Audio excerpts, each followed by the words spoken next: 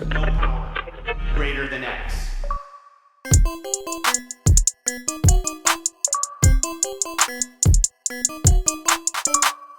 What's up, everybody? Welcome to the very first episode of the Crossroads, celebrating 20 years of the Xbox brand.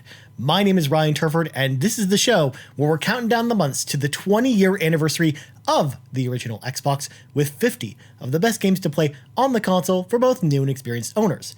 We dive into the brief history of each game and talk about what makes them awesome.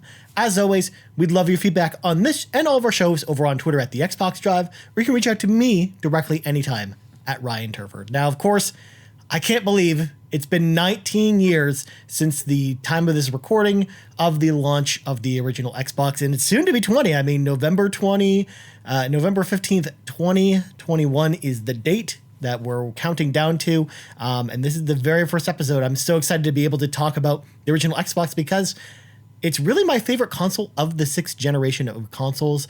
I mean, we had the PS2 and the GameCube, and I actually had my GameCube first, then an Xbox, then a PS2, because I actually first played the original Xbox when it came out in 2001. I had a friend who had it, and he bought it day one with Halo, and I think that was all he got with it. I know he had one other game, but I'm just blanking on whatever that was.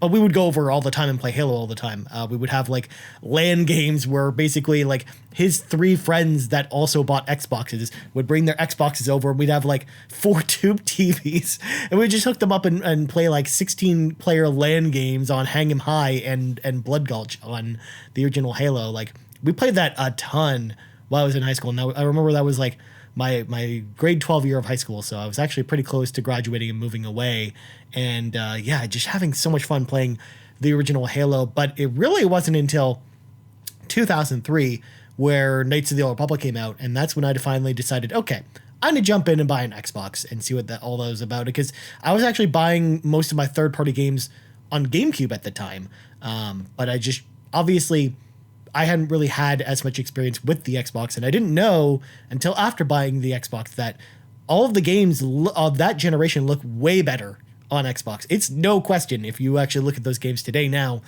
it's definitely the most powerful of those three consoles, and people really utilize the power of the console itself. I mean, GameCube was actually just a step down, and it was actually a step up above PS2, where PS2 was kind of even though it was the best-selling console, mainly because it was the cheapest way of buying a DVD player at the time, it was definitely the least powerful of the three. So it was definitely, the original Xbox was kind of an eye-opening experience for me. And I mean, it's kind of just carried the tradition for me going forward, because I started buying all of my games, both first-party and third-party, on Xbox only, and then when there was an exclusive on PS2 or GameCube, that's when I would pick those up, and that continues to this day with the Series X. I mean, I'm doing the same thing with Xbox today, where I'm buying basically all my games on Xbox, unless they're exclusive to Switch or PS4 or PS5 at this point. So that's kind of how I got into Xbox anyways, and I thought it was kind of important context going into this list as to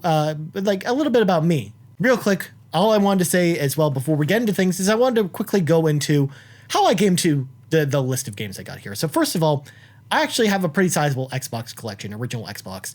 I've been collecting the original Xbox games for a while. I had famously sold my collection. I talked about this when we did the roundabout to pay for my 360, but I've been slowly accruing all of my games again, and it's been cool to kind of have them all back in here. I don't have a super huge collection, which again brings me to point number one for criteria.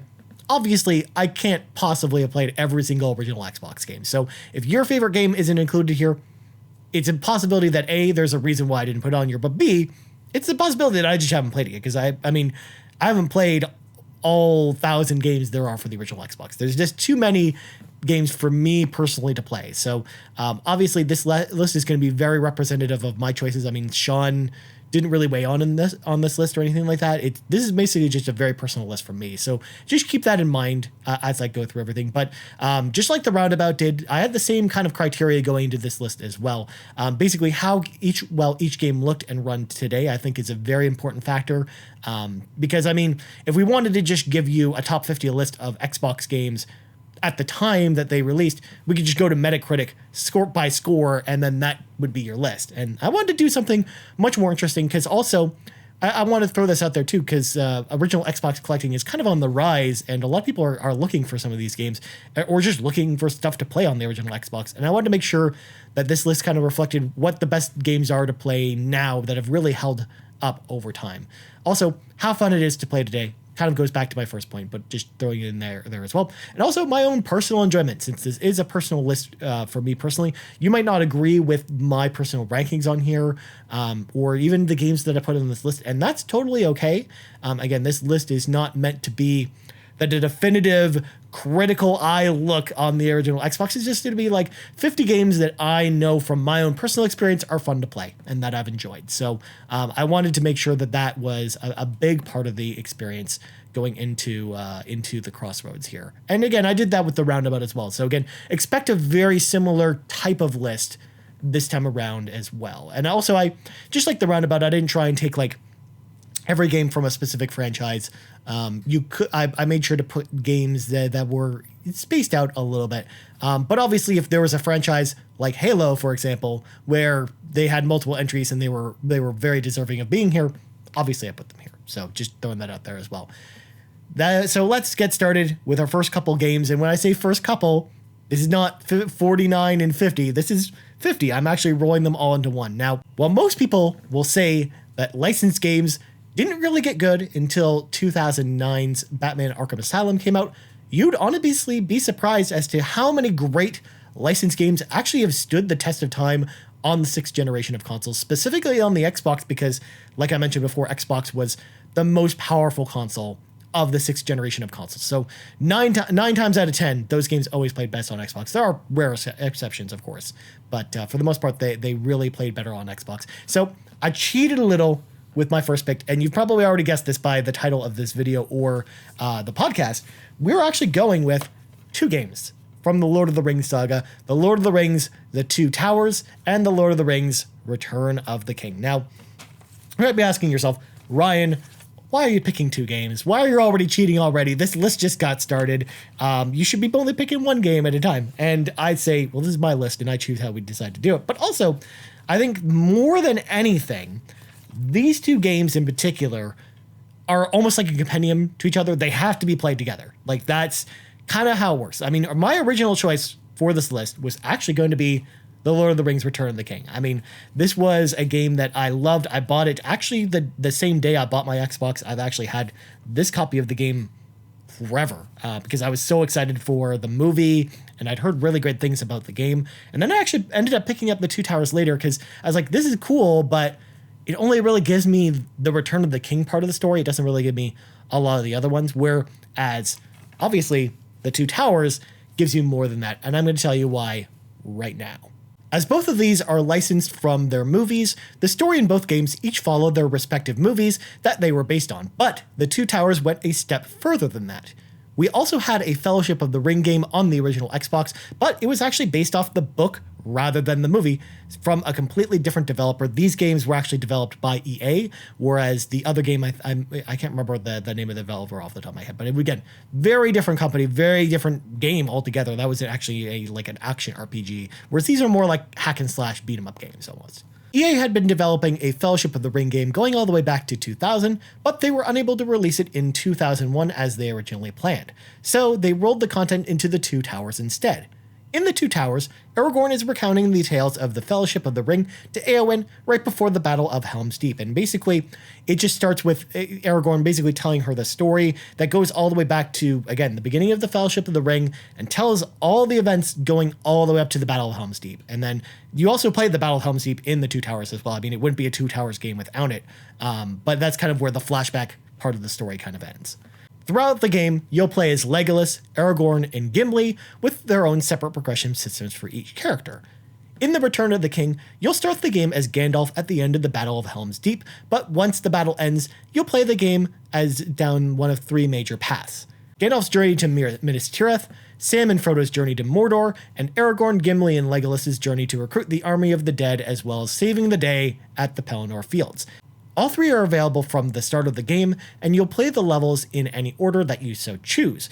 I mean, you can't, go to the end of the game first, obviously, and then go backwards. It doesn't work that way. But you can, say, bounce between the Gandalf path and the Hobbit path at any time. I definitely love this approach to game design because I love the freedom of being able to go through the story in the way that you wanted to. You're not really stuck with a specific set of characters where it almost felt limiting in the Two Towers, where you always had to, it was very linear. I mean, you didn't really go off the beaten path or anything like that. You couldn't choose to start with the Two Towers stuff in the Two Towers. You had to go through the Fellowship of the Ring stuff to make your way there. But at the same time, I liked that in Return of the King. It kind of gave you the branching paths. I thought that was kind of cool. And you could really go in anywhere. You could play all the Gandalf levels first, and then play all of the Hobbit levels, and then play all of the Gimli and Aragorn and Legolas levels in kind of any order you wanted to. I thought it really also added some replay value to the game as well, because it basically give you a bunch of different options for going back and replaying the game in kind of any way you wanted to go about it. I mean, also, once you complete each level, you can play them as many times as you want from the level select menu that comes up on the display when you first pop it in. And yeah, it's really cool to get to experience the story in your own way. One aspect to these games that separated them from a lot of licensed games from this era are the live-action cutscenes woven throughout the game. Between levels, you'll see scenes from the movie setting up each level, with each level also starting with a live-action cutscene that morphs into the in-game cutscenes seamlessly. While the in-game graphics vary wildly from the live-action ones when you compare it to today's standards, this was an amazing effect back in 2002, and it really just shows how close we were in visual design of the virtual sets and characters, even if it looks, again, a little silly by today's standards. It also really got you pumped to play each level, and it made you feel like you were playing through the movie in a way that licensed games really weren't able to do up until that point at all. Like, again, licensed games, all the best licensed games out there really make you feel like the character that you're playing as. And the Lord of the Rings games made you really feel like you were playing the movie, which again, just really separated yourself from the experience. And it did it in such a great way. Again, it's part of the reason why games like Batman Arkham Asylum were so amazing as well, is that it made you feel like Batman. And that's what made Arkham Asylum great. And just like that, back in 2002, it made you feel like the Fellowship of the Ring, which again led to a great experience. We also got to see all of the main actors from the film reprise their roles in-game with their voice and likenesses. EA went the extra mile in traveling to Weta in order to recreate all of the movie sets in-game, as well as to include some materials that didn't make their way into the movies themselves. It feels like an authentic product, and it's really been the closest we've really gotten to playing the Lord of the Rings movies in video game form, as after these two games, the license moved away from adopting the films specifically, exploring the space outside of Middle-earth instead. That's how we got stuff like Middle-earth Shadow of Mordor. We got Lord of the Rings: The Third Age. We got a whole bunch of different games, and this was really the last time they revisited the movies. The Lord of the Rings Battle for Middle-earth on PC was the only other example of a Lord of the Rings game where they really focused on the movie story, and they really just took it in a whole bunch of different directions. Whereas if you want to play a game that is basically the movies, again, these are really your only two options. Gameplay in both the Two Towers and Return of the King are actually pretty simplistic hack and slash action. You'll be mowing down orcs and urukai with mixes of light and heavy attacks that range in speed and power depending on your chosen character, as well as a mix of some ranged attacks. As you complete each mission, you'll be able to unlock new skills and ability for the character that you played as, but there are also fellowship upgrades that will give you skills across all of your characters at a slightly higher price. There are no RPG stats to manage, and it keeps progression fairly simple while also being very customizable depending on your playstyle. While the combat isn't going to win any awards for complexity, it's still a ton of fun to play through the games today. My only critique from the gameplay side is that I would have loved to see local multiplayer in the Two Towers as well as Return of the King, because Return of the King actually had a really solid two-player co-op mode. You can actually play this game with a friend, and it's a lot of fun to play this game, even today, with a buddy if you've got one, whereas the Two Towers, you are just playing by yourself. And it definitely it does definitely detract from the fun if you are playing single player. Again, it's not a huge departure, because I still think these games are really solid even if you play them by yourself. But definitely if you've got a friend with you, I mean, you guys are going to have a great time just mowing down orcs and urukai and giant spiders and epic bosses, and really playing through the big epic battles from Lord of the Rings with a friend is just super fun. Overall, if you're a Lord of the Rings fan, I think you're going to totally dig both the Two Towers and Return of the King. I think they are solid pickups. However, honestly, if you're not into Lord of the Rings, you're probably not going to enjoy this too much because the gameplay is pretty simplistic, like I said.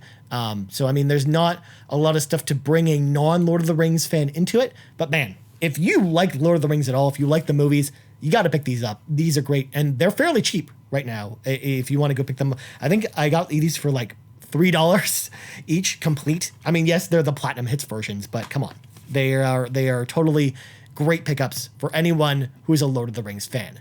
That's all for this episode of The Crossroads. You can hit me up on Twitter anytime at Ryan Turford. You also find the Pantsman himself on Twitter at Sean Capri, or us on Twitter at The Xbox Drive. Thank you so much for listening to this episode of The Crossroads, or watching it, and we out. Bye.